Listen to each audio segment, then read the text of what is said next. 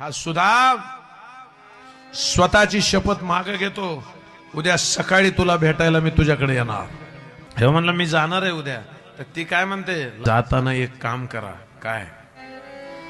मी काहीतरी खायला देते, तेवढं त्याला न्या. साधूच्या देवाच्या पाया पडताना रिकाम्या हाताने पाया पडू नये. रुक्मिणी, अरे द्वारिका को इतना सजाओ जितना नंद बाबा ने गोकुल को सजाया था जब मैं पैदा हुआ था.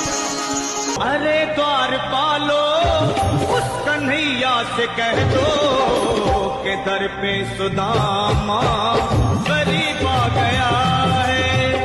दर पे सुदामा